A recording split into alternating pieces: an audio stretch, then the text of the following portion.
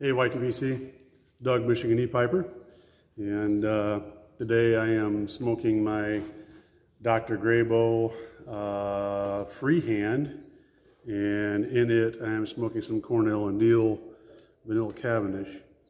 It's a ribbon cut, and I'm finding that, for me at least, ribbon cuts are a little more challenging to pack and to smoke.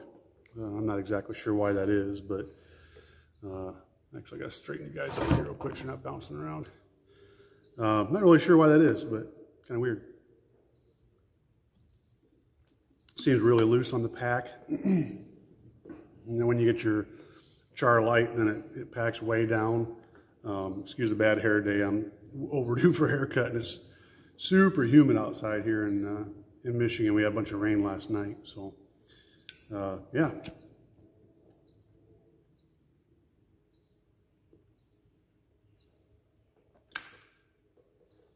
Anyway, figured I'd get on and do a chat. Still having problems with the housing thing, and I know it's all part of the game, but it's frustrating, so I'm waiting to get that all figured out.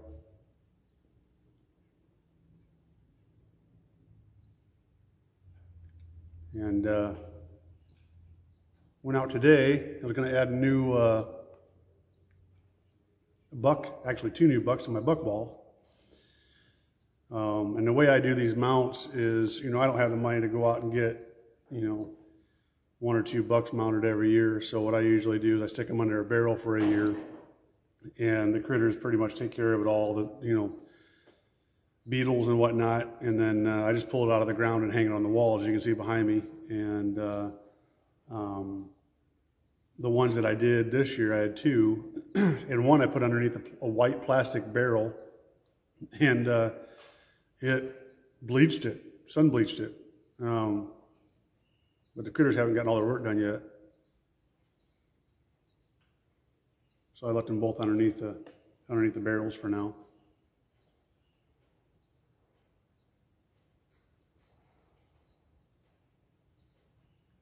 I wanted to tell you guys about a show that I watch. I have very, very few shows that I watch on a regular basis anymore. And honestly, this might be the only one that I watch on a regular basis. It's on the History Channel, and it's called Alone. And if you're unfamiliar with the premise of the show, they take 10 contestants, and with the exception of some staple items they give them, like toothbrush and whatnot, these contestants they take out usually somewhere up around Alaska or Canada. They take them out and put each one by themselves. Last one standing wins like $500,000. I think the reason why I like it so much is it's not like Survivor or all those other shows where you got to vote somebody off or whatever. There's no drama when it comes to, the only drama is the real drama. So they film themselves. There's not even a film crew. The only time that they come in contact with anybody is when they come out to do their med checks. And basically, with the exception of the first few weeks when people were falling out for different reasons, the majority of it is a starving contest. Who can starve the longest?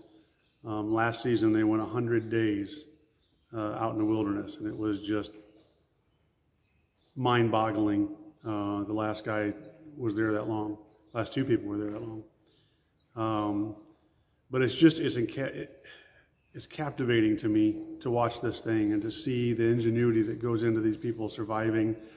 I'm not a prepper by any means, but I always make sure that I've got a bit of a knowledge, as you've seen from my previous videos, a bit of a knowledge to sustain me, help sustain me if anything were to happen. But it's just fascinating for me to watch these people build shelters out from their bare hands and trap and fish and hunt, and just a cool program. So they're in their 8th season now. I would, if you want to check it out, I would not suggest starting with this season because they tend to get a little bit better each time.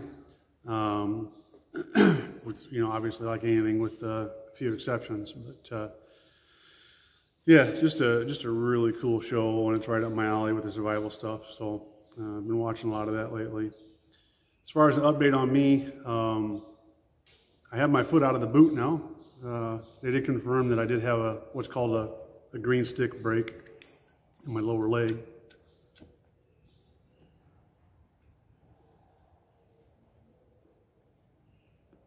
And doctor just told me to let pain be my guide. If it hurts, don't use it. So that's what I'm doing. But it feels pretty good. I'm ready to ride the bike again, but I got to fix it first. So that'll happen after the move. Hopefully all that goes well. We're hoping to move here in the next 2 weeks, but we'll see. Just been one hit after another. The latest thing is that we had to pay to have somebody come pump the septic at the new place because we didn't get that in the paperwork. And when the guy that we paid to come pump the septic at the place we're buying, when he went to go pump it, it collapsed. And so now the current buyer is saying, well, we should, the buyer should have to pay for that because they had it pumped, and it's a mess. And they're super nice people, but they're, from what I understand through the grapevine, they're very tight, and I get that. But it's just, if you've ever gone through buying and selling a house, with the exception of your first one, it can drag out. So we're trudging along, though. I mean, it is what it is, and we'll get her figured out. But there you go. On another note, man, this won't stay lit. On another note, I am really looking forward to the Columbus Pipe Show.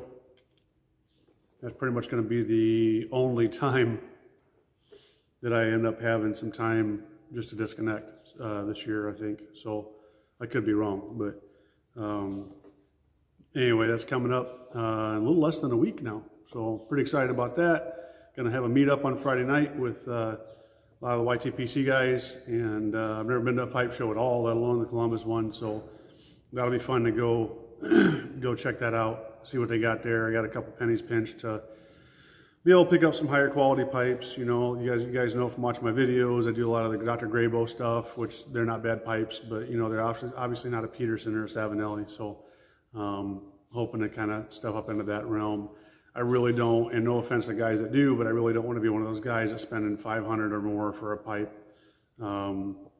I'd like just to get some good smokers. I know I got that one from Nathan from Morgan's Bones, and that's one of my best smoking pipes. So if all else fails, I'm probably going to end up getting some more from Morgan's Bones, because that's I'd heard good things about them, and that pipe does not disappoint by any means. So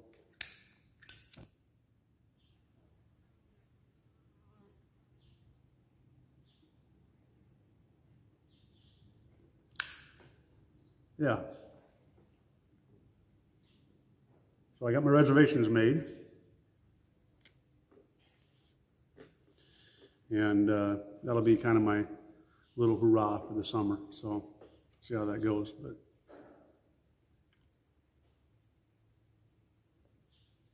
in the meantime, I hope you guys are all doing well. Been watching the videos as much as possible. Can't watch them all, unfortunately, but there's some good ones out there. I know NW Piper's been cracking me up lately. Just some of the stories he's been telling. If you get a chance to shoot over there, he's got some good ones, especially when he's talking about his tobacco story. So get a chance to watch that one. I laughed through the whole thing, and mainly because it's pretty close to the same thing happened to me, but I won't give it away. So. All right, guys, that's pretty much all I got for today. I hope you're all doing well. Until next time, you take care.